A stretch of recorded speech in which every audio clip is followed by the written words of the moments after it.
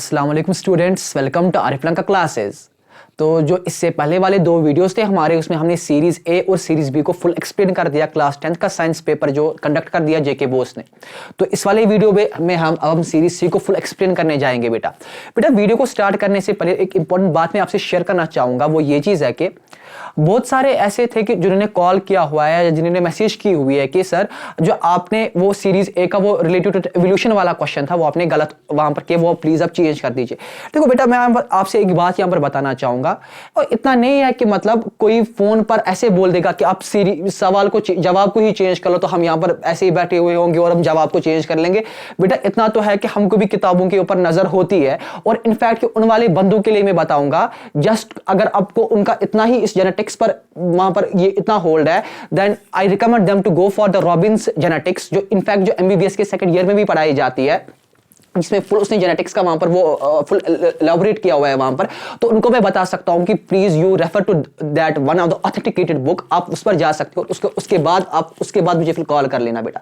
तो ये नहीं है कि कोई हवा में बात करेगा या मैं यहां पर कोई बात कर रहा हूं वो मैं कोई हवा में कर रहा हूं, जब तक कि पहले किताबों पर नजर नहीं होती है ऐसे हवा में कोई बात में यहां पर या किसी क्वेश्चन का सोल्यूशन यहां पर नहीं देता हूं बेटा।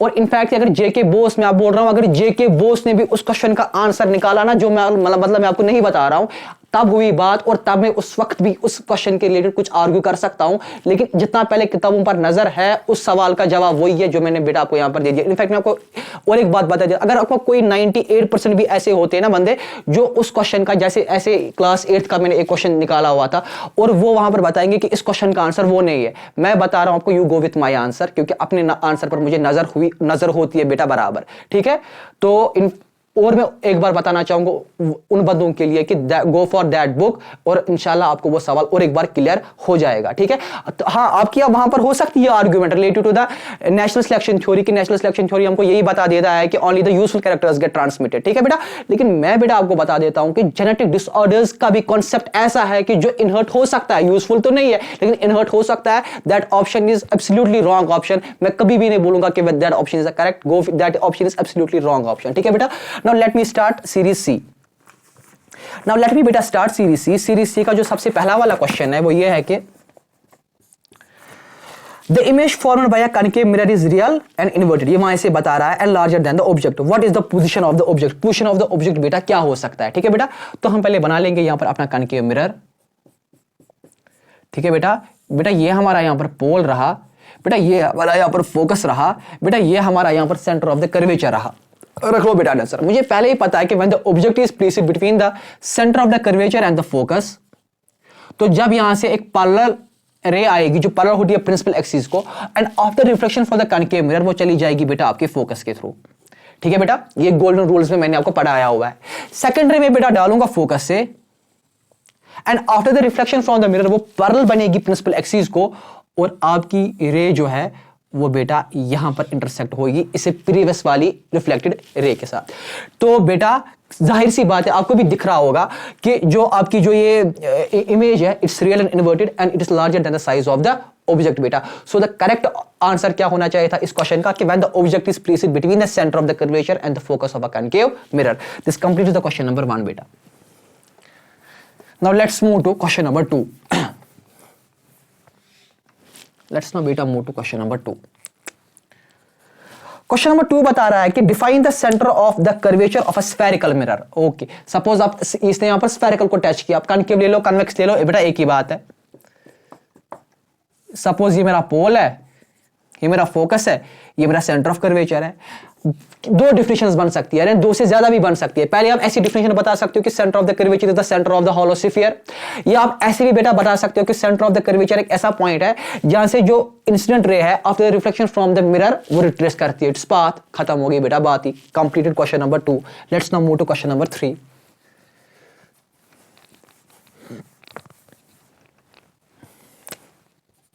क्वेश्चन नंबर 3 बता रहा है कि a convex mirror is used as a reflector in the street lights. Why? हाँ, इसका आंसर है कि सिंपली जो कन्वेक्स मिरर है उसको हम यूज कर सकते हैं as a reflector street lights में। क्यों ऐसे कर सकते हैं? क्योंकि वो स्प्रेड करती है, वो डाइवर्ज करती है light rays over a large area. खत्म हुई बात।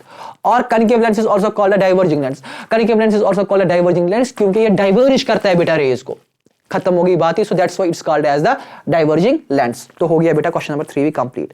Now let's move to question number 4. Which natural phenomenon among the following takes place because of the scattering of the light. वो तो बेटा हमको पता ही है, दैट इज जो स्कैटरिंग ऑफ द लाइट की वजह से हमारे स्काई का कलर जो है वो ब्लू है. ये तो आपने ह्यूमन आई में इनफैक्ट ये अलग सा टॉपिक ही पढ़ा हुआ होगा. Why the colour of the sky is blue, it is the scattering of the light. जो हमारी लाइट जो है वो स्कैटर हो जाती है. इसका भी कॉन्सेप्ट है रिलेटेड टू वेवलेंथ, लेकिन अगर मैं वो यहां पर एक्सप्लेन करने बैठूं तो ये वीडियो बहुत ही लंबा फिर बेटा बन जाता है. So the scattering of the light is the correct option.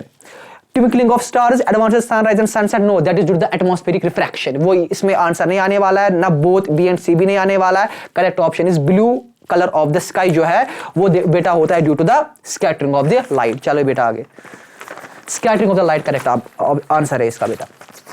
Now let's move forward. Question number 5. Question number 5 क्या बता रहा है कि if the resistance is doubled what happens to current in a circuit.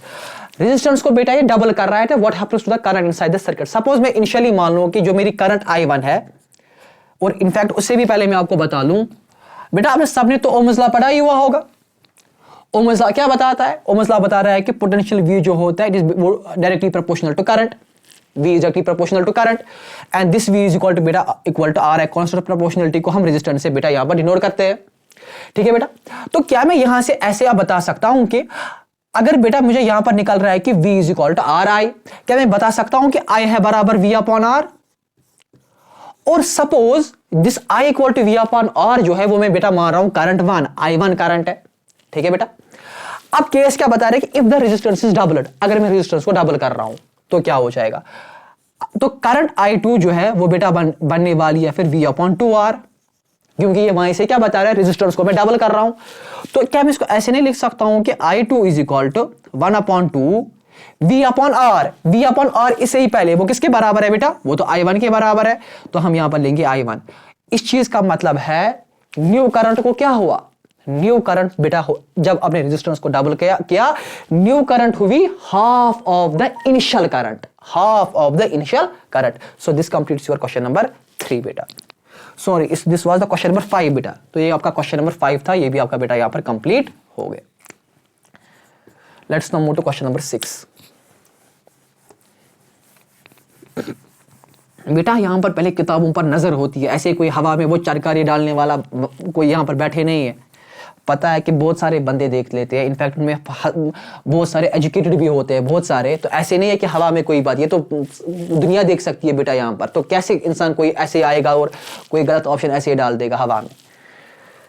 Now let's move to बेटा question number 6. Question number 6 क्या बता रहा है कि right a balanced chemical equation for a reaction involving the decomposition of the calcium carbonate. Calcium carbonate decompose हो रहा है, यानी हम लेंगे यहां पर बेटा calcium carbonate that is CaCO3, वो हो रहा है डिकम्पोज. सपोज हमारे यहां पर हीट है, हीट से डिकम्पोज हो गया. ठीक है बेटा, right a balanced chemical equation for a reaction involving the decomposition of the calcium carbonate into the calcium oxide that is CaO. ठीक है बेटा, and carbon dioxide that is CO2. ठीक है बेटा, अब हमको इसको बैलेंस करना है. देखो बेटा, कैल्शियम यहां पर भी एक, यहां पर भी कैल्शियम एक ही है, कार्बन यहां पर भी एक ही है, कार्बन यहां पर भी एक ही है, ऑक्सीजन यहां पर 3 है, ऑक्सीजन यहां पर भी 3 है, ये हुए 2 और ये 1, तो ये बेटा तो वहीं से एक बैलेंस्ड केमिकल रिएक्शन है. सो ये डिकम्पोज हो गई. So this is the correct representation of this question number 6 बेटा. Now let's move to question number 7. बेटा क्वेश्चन नंबर 7 जो है दैट इज बैरियम क्लोराइड जो है that is BaCl2, barium chloride reacts with the sodium sulfate that is Na2SO4. This is sodium sulfate to form the barium sulfate beta that is BaSO4, और क्या निकाल रहा है साथ में, and the sodium chloride beta that is NaCl. Sodium chloride मुझे balance के साथ बेटा यहां पर नहीं है कि मुझे बैलेंस करनी है, मुझे बोल रहा है कि सबसे पहले मुझे देखना है कि ये कौन सी रिएक्शन है. देखो बेटा, अगर हम यहां पर देख लेंगे क्लोरीन वो बेटा यहां पर डिस्प्लेस हो रहा है. ठीक है बेटा, और सोडियम वो बेटा यहां पर डिस्प्लेस हो रहा है, ये आपका सोडियम. तो हम बोलेंगे दो चीजें यहां पर डिस्प्लेस हो गई. So it is a double displacement reaction. ये कौन सी बेटा रिएक्शन है, sorry it's a double displacement reaction. ठीक है, जो इससे पहले वाला क्वेश्चन था जो इससे पहला वाला क्वेश्चन था बेटा, related that right a balanced chemical equation for a reaction decomposition of the, नहीं ये क्वेश्चन नंबर 6 था ना, वो decomposition of the calcium oxide, वो तो वहां पर डिकम्पोज हो रहा है, उसकी वहां पर डिकम्पोजिशन हो रही थी उस वाली रिएक्शन की। लेकिन जो ये वाला है ना, ये वो डिस्प्लेसमेंट रिएक्शन नहीं थी, ये वाला जो है इनफैक्ट मुझे मतलब वहां पर स्लिप ऑफ टंग हुई होगी। ऐसे ही मुझे बेटा 2 वीडियोस में भी स्लिप ऑफ टंग वहां पर हो गई थी, वो भी क्वेश्चन वो क्लास 8 का था वहां पर, तो उस वहां पर था वो मैक्सिमम मैंने वहां पर मिनिमम पढ़ा, तो वो हो जाती है स्लिप ऑफ टंग। ऐसे ही मैंने इससे पहले वाले सवाल में मतलब मुझे स्लिप ऑफ टंग हुई होगी कि मैंने वहां पर बोला होगा कि वो डिकम्पोजिशन रिएक्शन, वो ये है डिस्प्लेसमेंट रिएक्शन है, वो बेटा डिकम्पोजिशन है, क्योंकि कैल्शियम कार्बोनेट वहां पर डिकम्पोज हो रहा है। अगर हम इस वाले सवाल की बात करें, क्योंकि इस क्वेश्चन में भी है डिकम्पोजिशन क्वेश्चन नंबर 6 पे। क्वेश्चन नंबर 7 जो बेटा आपका बता रहा है, this is basically the double displacement reaction, दो चीजें बेटा यहां पर डिस्प्लेस हो रही है। So correct option of this question is D, double displacement reaction. So this completes बेटा your question number 6 also. Question number 7 था, so this completes the question number 7 also. Double displacement reaction, जो इससे पहले वाली थी वो थी डिकम्पोजिशन रिएक्शन। तो बेटा ये सवाल भी आपका complete, question number 4, question number 5, question number 7 भी आपका बेटा complete. Now let's move to question number 8।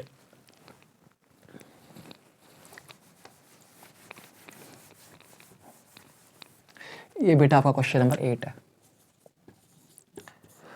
Question number 8 क्या बता रहा है कि from a alkane containing the 3 carbon atoms. Alkanes की हमको पहले जनरल रिप्रेजेंटेशन पता है, वो क्या होती है, CnH2n+2। अब बता रहा है कि from an alkane containing the 3 carbon atoms, यानी n है 3 के बराबर, C3H2 × 3+2 C3H6+2, ये बन गया बेटा C3H8। इसको हम बेटा नाम देते हैं एज प्रोपेन। क्यों देंगे प्रोपेन नाम, क्योंकि 3 कार्बन एटम्स है। शाबाश। उसके बाद 1 hydrogen atom is replaced by chlorine, एक हाइड्रोजन एटम को हम रिप्लेस कर रहे हैं और वहां पर क्या डाल रहे हैं, उसकी जगह क्लोरीन प्लस Cl, तो ये बनेगा C3H7Cl। आपको बेटा पता है जब हम अल्केन्स में से कुछ चीज काटते हैं, अल्केन बनता है अल्काइल, साथ में लगाया क्लोरीन तो बन गया, जब क्लोरीन किसी के साथ में होता है तब उसको प्रोनाउंस किया जाता है आइड, लास्ट में आ जाता है IDE। ये कॉन्सेप्ट ही बेटा मैंने आपको कार्बोनेट्स कंपाउंड्स में दिए हुए हैं। अगर ये अकेला होता तो पड़ता नाम क्लोरीन, तो यहां पर इसका नाम पड़ेगा प्रोपाइल क्लोराइड। इसका नाम है प्रोपाइल क्लोराइड। तो अब इसी के साथ क्वेश्चन नंबर 8 सवाल भी बेटा आपका यहां पर कंप्लीट। क्वेश्चन नंबर 8 के साथ इसी के बाद हम क्वेश्चन नंबर 9 पर आते हैं। बेटा क्वेश्चन नंबर 8 का शायद जितना मुझे लग रहा है और में भी एक पार्ट था, बट वो जहां पर मैं स्किप कर गया हूं लिखना। क्वेश्चन नंबर 8 का I am extremely sorry for it. Question number 8 का एक और पार्ट था वहां पर, जितना मुझे लग रहा है सीरीज सी में उसका और पार्ट था कुछ, बेटा वो मैं यहां पर स्किप कर गया हूं लिखना।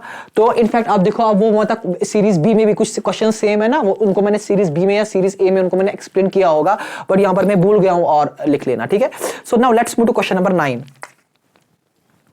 वो मैंने और वाला क्वेश्चन सीरीज ए और सीरीज बी में वो मैंने डिस्कस किया होगा, वो आप वहां पर देख सकते हो। लेट्स नो, क्योंकि क्वेश्चंस बहुत लगभग सेम थे, सारे भी नहीं तो कुछ सेम थे। Let's now move to question number 9।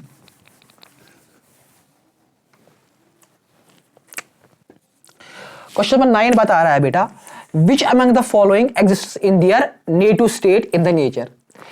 इसका भी सबसे बेस्ट आंसर निकलेगा हमको कहां से, रिएक्टिविटी सीरीज से, ठीक है बेटा। तो उसके लिए भी मैंने आपको वो ट्रिक बताई हुई थी कि please do not call me the वो क्यूट जेब्रा वाला, जो मैंने वहां पर वो सारा बताया हुआ था, ठीक है बेटा। उसमें अगर आप अपनी वो रिएक्टिविटी वो सारा मैंने आपको सीरीज बी में भी बेटा एक्सप्लेन किया हुआ था, तो इसमें भी मैं आपको बता रहा हूं कि जो बेटा अगर आप लोगे ना अपने गोल्ड की बात करोगे, सिल्वर की बात करोगे, वो रिएक्टिविटी सीरीज के सबसे नीचे बेटा आ जाते हैं, ठीक है बेटा। तो नेटिव स्टेट का मतलब होता है कि जब वो अपने स्टेट में होते हैं, नेचुरल स्टेट में होता है, और वो मतलब एनवायरमेंट में सारा वो किसी के साथ अगर आप उसको डालोगे, वो बेटा किसी के साथ रिएक्ट नहीं कर लेंगे। क्यों? क्योंकि उनकी रिएक्टिविटी कम होनी चाहिए। और अब कौन है वो जिनकी रिएक्टिविटी कम हो, और वो कौन है इन चारों ऑप्शंस में से? That is silver and the gold. So the option number 2 and option number 4 यानी B option is the correct option. B option is the correct option. 2 and 4 gold and silver is the correct option. Now let's move to question number 10. Let's now move to question number 10.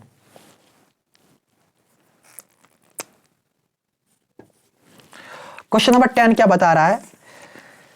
Metals obtained by the electrolytic reduction are, मैंने आपको बेटा series A और series B में भी शायद एक question था, electrolytic reduction में क्या हो जाता है, ऐसे खतरनाक मेटल जिनका बहुत ही प्यार होता है किन के साथ, फॉर एग्जांपल वहां पर अगर हम ऑक्सीजन लेंगे तो इन दोनों चीजों को आपस में बहुत ही, एक मैंने बोला वहां पर भी एक लड़का लड़की से भी ज्यादा खतरनाक प्यार बेटा इनका होता है, ठीक है बेटा, कितना एक लड़का लड़की का प्यार होता है बेटा, ठीक है, और वो भी अगर हम टीन एज में लेंगे, बट मैं आपको बता रहा हूं उससे ज्यादा भी बेटा इनका प्यार होता है, ठीक है, अगर आप कोई खतरनाक रिएक्टिव मेटल लोगे उसके ऑक्सीजन के साथ, समझ लेना बात। अब इनको हम बोल रहे कि आप मुझे लेकिन प्योर मेटल वहां पर चाहिए, इस मेटल को कहां से मैं ले आऊं, उसके लिए मैंने बोला अल्लाह ताला ने एक ही चारा उसके लिए रखा है, इलेक्ट्रिक शॉक देना, को break down of a compound, लेकिन किसे, by passing the electricity through is called electrolysis, उसी को हम बेटा वहां पर दूसरा नाम देते हैं एज द इलेक्ट्रोलिटिक रिडक्शन, इसको हम बेटा नाम देते हैं एज द इलेक्ट्रोलिटिक रिडक्शन, जिसको हम बेटा आप इलेक्ट्रोलिसिस भी वहां पर बोलते हो, ठीक है बेटा।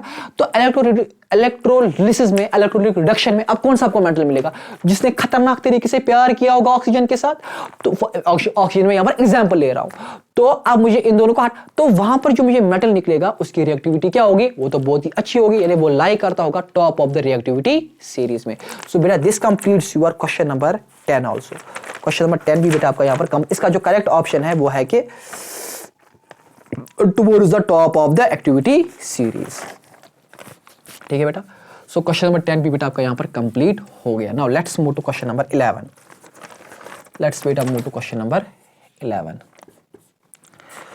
क्वेश्चन नंबर 11 बता रहा है कि name any two non biodegradable pollutants, जो मतलब जो खुद ही एग्जॉस्ट हो पाएंगे वहां पर, तो इसीलिए हमको हमारी गवर्नमेंट भी जो है वो यही चलाती है कि please don't use the polythene bags को मत यूज कर लो। तो एक तो हम यहां पर लेंगे बेटा पॉलीथीन, और दूसरा हम यहां पर ले सकते हैं प्लास्टिक बोटल्स, ठीक है बेटा, plastic bottles. So beta, this completes the question number 11. Now let's move to question number 12. Name the plant hormone that promotes the ripening of the fruits. So correct answer ethylene, उसको हम ethylene कहते हैं बेटा। Question number 12 को आ जाएगा ethylene. Ethylene is the correct option, correct answer. Okay. Question number 13. Name the substance which on treatment with the chlorine yields the bleaching powder that is called as calcium hydroxide. Question number 13. उसको बेटा नाम देते हैं calcium hydroxide, CaOH whole twice, calcium hydroxide. So this completes the question number 13 also. Now let's move to question number 14 beta. Let's now move to question number 14.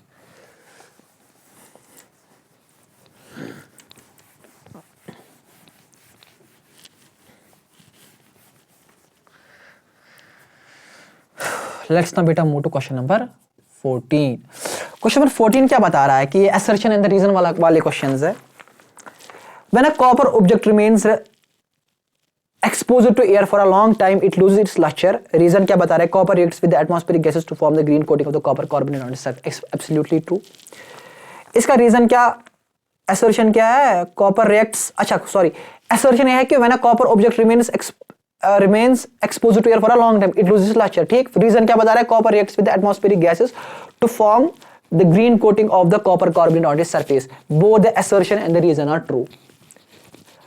इसको आप ऐसे भी बोल सकते हो कि वहां पर and the reason is the correct explanation of the assertion. So I guess वो ऑप्शन नंबर ए है वहां पर। अब मैंने वो यहाँ पर वो चार्ट नहीं बनाया कि उन्होंने वो चार में क्या लिखा था, एक में रखा था उन्होंने assertion is true and the reason is the correct explanation. Assertion is true but reason is not the correct explanation. तीसरा रखा था उन्होंने assertion is true, both assertion and the reason are true. चौथा रखा था assertion is true but the reason is false. लेकिन इसमें मैं आपको बता रहा हूँ assertion भी true है, reason is the correct explanation of the assertion. Now let's move to question number 15.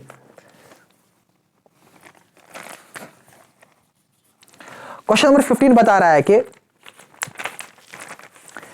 In a monohybrid cross offsprings of the F1 generation expresses the dominant character. अगर हम मोनोहाइब्रिड क्रॉस लेंगे, suppose बेटा मैं यहां पर toll, यही P plant हम लेंगे, सपोज उसका मैं टॉल कैरेक्टर और द ड्वार्फ कैरेक्टर को यहां पर ब्रीड करवाऊंगा, TT एंड स्मॉल टी। आपको बेटा पता है कि 50, ये इस जनरेशन को हम क्या नाम देते हैं, इसको हम बोलते हैं पेरेंटल जनरेशन। क्या बोलते हैं, ऐसे ही आपकी टीचर्स ने भी आपको पढ़ाया हुआ होगा, इसको हम बेटा बोलते हैं पेरेंटल जनरेशन। पैरेंट अब क्या इसमें हो जाता है, जब हम इनको क्रॉस करवाते हैं, ब्रीड करवाते हैं, 50% कैरेक्टर्स हमको इसमें आ जाते हैं कैपिटल वाले टी में से, और ड्वार्फ में से भी हमको 50% कैरेक्टर्स आ जाएंगे। यानी यहां से आ जाएगा 50% कैरेक्टर, और यहां से बेटा हमारा 50% कैरेक्टर आने वाला है। तो ये आ जाएगा टी, कैपिटल टी, और ये आ जाएगा small T. What is this generation called as? This is to be called as the first filial generation. This will be called as the F1 generation. इसको हम बेटा बता देते हैं F1 जनरेशन। आप समझो बेटा बात, सवाल क्या बता रहा है। इन मोनोहाइब्रिड क्रॉस कर दिया मैंने इनका, monohybrid cross of springs of the F1 generation. ठीक, ये है वो expresses the dominate character. Dominate सही बात तो बता रहा है, हाँ जी, क्योंकि कैपिटल टी है ना, आपको पता है जब एक कैपिटल होता है वो रिसेसिव पर क्या होता है, वो डोमिनेट होता है। This is the dominate, this is recessive. चलती किसकी, चलती डोमिनेट की है। तो हाँ, ये character. Reason, dominance occurs only in the heterozygous state. बोल रहा है कि डोमिनेंस कहां पर होती है, हेटेरोजाइगस स्टेट। पहले समझेंगे हेटेरोजाइगस स्टेट क्या होती है। यानी जहां पर आपकी जो ये पेयर ऑफ द जीन्स यहां पर है, वो बेटा हेटेरोजाइगस, यानी वो वहां पर डिफरेंट होंगे। सपोज इसको हम बोलेंगे हेटेरोजाइगस स्टेट। लेकिन ये बोल रहा है कि डोमिनेंस सिर्फ हेटेरोजाइगस स्टेट में होती है। लेकिन बेटा अगर आप लेंगे, जब हम लेते हैं ना डाइहाइब्रिड क्रॉस, डाइहाइब्रिड क्रॉस में हम एक देखते हैं, वहां पर एक कैरेक्टर हमारे पास आ जाता है स्मॉल टी, स्मॉल टी। लेकिन स्मॉल टी भी है ना डोमिनेंट, क्योंकि यहां पर कैपिटल टी है ही नहीं। लेकिन एक तो ये होमोजाइगस है, क्योंकि genes, pair of the genes यहां पर सेम है, और होमोजाइगस है, हेटेरोजाइगस भी नहीं है, और डोमिनेंट भी है, वरना दोनों रिसेसिव है, बट फिर भी एक्ट कर लेंगे एज अ डोमिनेंट कैरेक्टर यहां पर। तो यह है फॉल्स। आप बोलोगे assertion is correct but the reason is false. Assertion is correct but the reason is false, क्योंकि होमोजाइगस स्टेट में कोई मत, और आपको वहां पर इस पर भी आर्ग्यू करेगा, जवाब मेरे से ले लो, क्योंकि ये होमोजाइगस स्टेट है। होमोजाइगस स्टेट में भी ये क्या होगा, ये वहां पर डोमिनेट हो सकता है, बट हेटेरोजाइगस स्टेट तो नहीं है। हेटेरोजाइगस स्टेट तो हमेशा डोमिनेट वहां पर होगा, बारी जो होगा, क्योंकि कैपिटल है वहां पर। यहां पर दोनों स्टेट, यहां पर दोनों क्या है, स्मॉल है, लेकिन फिर भी डोमिनेट है। तो जरूरी नहीं है इसके लिए हेटेरोजाइगस स्टेट, होमोजाइगस स्टेट में भी हो सकता है dominate character. So this completes the question number 15। Let's move to question number 16।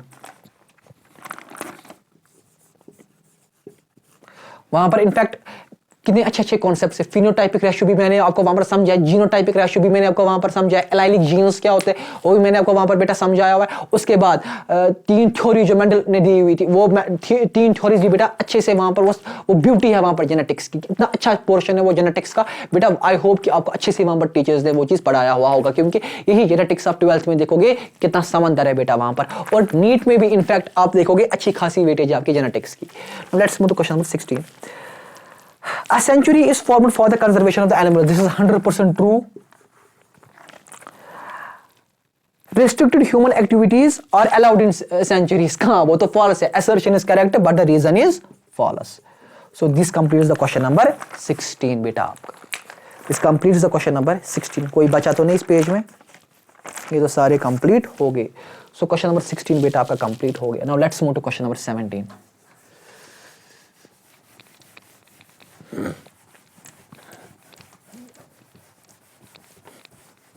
शाबाश।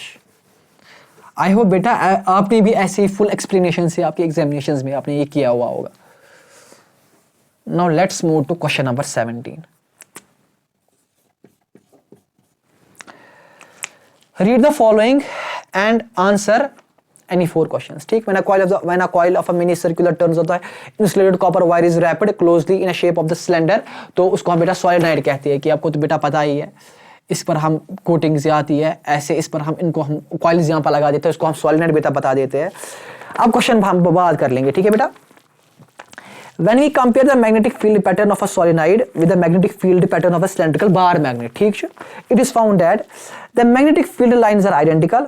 The magnetic field lines have a different pattern. A current carrying solenoid behaves like a bar magnet with the fixed polarities. Correct. Both A and C. इसमें बेटा सीधे से आएगा both A and C, क्योंकि हमको पता है कि solenoid एक्ट करता है as a bar magnet भी। Go with the option number D, जो बता रहा है both A and C। मैं यहाँ पर लिखूंगा भी, पहले का आएगा both A and C, और वो कौन सा है, वो ऑप्शन नंबर D है। Now second part, the magnetic field inside a solenoid is uniform. Option number A आएगा ये, option number A. A current carrying solenoid has attractive property, directive property, both attractive and directive property, and none of these. बेटा here you go with the option number C. Third में आएगा बेटा option number C, क्योंकि attractive property भी इसकी होती है, इसकी रिपल्सिव प्रॉपर्टी भी बेटा होती है. So go with the option number C. Option number C बेटा करेक्ट है. A current carrying solenoid behaves as a temporary strong magnet, permanent strong magnet नहीं, परमानेंट नहीं, टेम्परेरी वीक में नहीं, इसका आएगा temporary strong magnet. Option number 4 का आएगा बेटा A. ऑप्शन नंबर 4 का आएगा A. The magnitude of the magnetic field by the solenoid depends upon current flowing from solenoid, अच्छी बात है. Number of turns per unit length of the solenoid, अच्छी बात है. Both A and B, none of this. Both A and B is the correct option बेटा. V का आएगा both A and B and that is option number C. ये तो अच्छी बात है, जितने नंबर ऑफ टर्न्स ज्यादा होंगे उतना फील्ड ज्यादा अच्छा आएगा, जितनी हम बेटा करंट ज्यादा चलाएंगे उतना मैग्नेटिक फील्ड ज्यादा आ जाएगा. ये तो अच्छी बात है. क्वेश्चन नंबर 17 बेटा ये रहा आपका. Now let's move to question number 18. Let's now move to question number 18.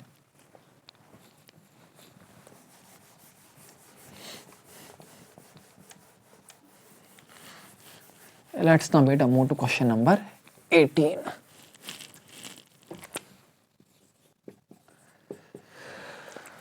Read the following and answer the following. Metals के elements में strong tendency to lose the electrons, ठीक, to form the positive ions. ठीक है, आप question देखेंगे. Moving from left to right in a period. Question number 18 का ये पहला पार्ट है. ठीक है बेटा. Moving from left to right in a period. ठीक है, चला मैं बेटा लेफ्ट से लेकर राइट तक. मेटेलिक कैरेक्टर को क्या हो जाता है, देखो बेटा, जब मैं पीरियड में, ठीक है, ये पीरियोडिक एलिमेंट्स का क्वेश्चन है, जब मैं बेटा लेफ्ट से जाता हूं राइट, बोलता है कि मेटेलिक कैरेक्टर को क्या हो जाएगा. लेफ्ट से राइट तक जाते हुए एटॉमिक नंबर जो है बेटा वो बेटा इंक्रीज हो जाता है. एटॉमिक नंबर इंक्रीज हो जाने की वजह से जो नंबर ऑफ प्रोटॉन्स है वो भी इंक्रीज्ड है, इंक्रीज स्टेट में ही है, क्योंकि एटॉमिक नंबर होता है number of protons. So number of protons जो है बेटा वो भी इंक्रीज्ड ही है. अगर बेटा number of the protons increased है, जो न्यूक्लियस का चार्ज होता है वो किसकी वजह से होता है, due to the charge of the only protons, नहीं, क्योंकि न्यूट्रॉन्स का न्यूट्रल चार्ज होता है. सो तो न्यूक्लियस का जो चार्ज है बेटा, न्यूक्लियस का चार्ज वो भी होगा इंक्रीज ही. न्यूक्लियस का चार्ज बेटा ज्यादा होगा. जब न्यूक्लियस का चार्ज ज्यादा होगा उसको वो ज्यादा हावी पड़ जाएगा इलेक्ट्रॉन्स को आपस में अट्रैक्ट करने के लिए, जो आउटर मोस्ट शेल के इलेक्ट्रॉन्स होते हैं. तो जब यहां से आउटर मोस्ट शेल में अब बढ़ेंगे एटॉमिक नंबर इंक्रीज हो रहा है, न्यूक्लियस का चार्ज भी इंक्रीज यहां से हो रहा है, तो वो आराम से वो हावी पड़ जाएगा इलेक्ट्रॉन्स को आपस में खींचने की तरफ, तो उनको अट्रैक्ट कर लेगा, जिसकी वजह से नंबर ऑफ द शेल्स भी कम हो जाएगी. और उसकी वजह से हमको पता है कि मेटेलिक कैरेक्टर क्या होता है, जो लूज करेगा इलेक्ट्रॉन्स को आराम से. लेकिन यहां पर तो न्यूक्लियस इलेक्ट्रॉन्स को आपस में गिरफ्त करके रखा हुआ है, तो मेटेलिक कैरेक्टर कहां अच्छा होगा, मेटेलिक कैरेक्टर यहां पर कम होगा बेटा. तो इस चीज का मतलब है मेटेलिक कैरेक्टर जब आप जाओगे वो डिक्रीज हो जाएगा. क्या हो जाएगा, option number B is the correct option. इस क्वेश्चन का, क्वेश्चन नंबर 18 का जो पहला है option number B decrease, option number B decrease बेटा इसका आ जाएगा, क्योंकि मेटेलिक कैरेक्टर कम हो जाएगा, हायर टू लोअर कम हो जाएगा. ठीक है बेटा. सो ये था आपका पहला पार्ट इसका. ठीक है बेटा, तो ये पेपर भी हमारा कंप्लीट हो गया. So let's now move to part number 2.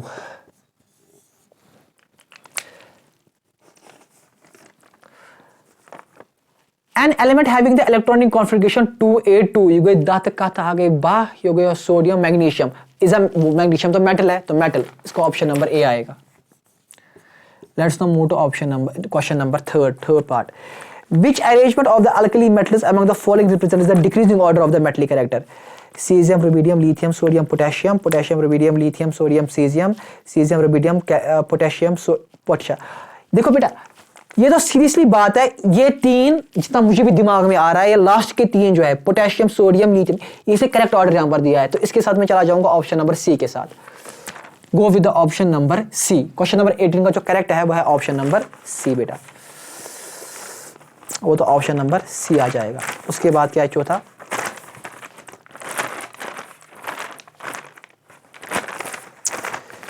Which is the most electronegative element among the following? पहले ही पढ़ाया हुआ है. फ्लोरीन सबसे बड़ा चोर माना जाता है पूरे इस पीरियोडिक टेबल में.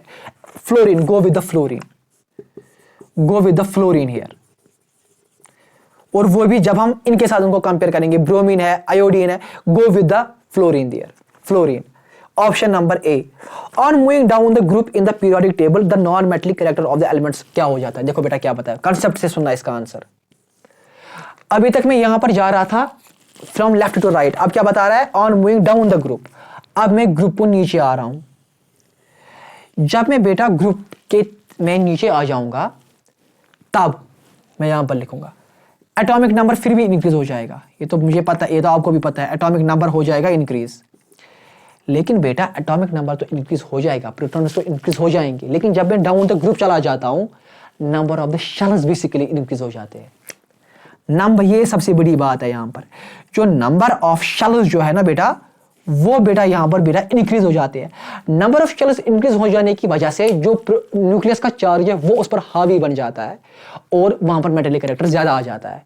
तो लेकिन ये बोल रहे हैं नॉन मेटेलिक कैरेक्टर को, तो इस पर भी आ जाएगा नॉन मेटेलिक कैरेक्टर क्या हो जाएगा अब, कम, यानी वो हायर से चला जाएगा, non metallic character lower, decrease, decrease आ जाएगा correct option. So option number B, option number B is the correct option, decrease हो जाएगा। तो एक करेक्ट एक्सप्लेनेशन में बेटा आपको बेटा दे रहा हूं। सो ये आपका बेटा ये सवाल भी आपका कंप्लीट हो गया। इसके बाद हमको चला जाना है क्वेश्चन नंबर 19 पर। ठीक, तो यहां पर है क्वेश्चन नंबर 19, ये है बेटा आपका क्वेश्चन नंबर 19। ठीक,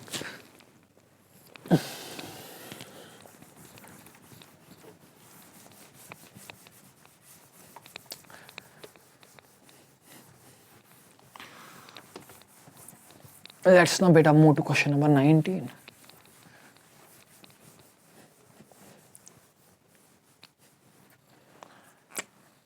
क्वेश्चन नंबर 19 वो है कि reaction between the acid and the base to form the salt is called neutralisation. ये तो पता ही है बेटा, इसको हम बेटा बताते हैं, पहला ऑप्शन का आ जाएगा बी, न्यूट्रलाइजेशन।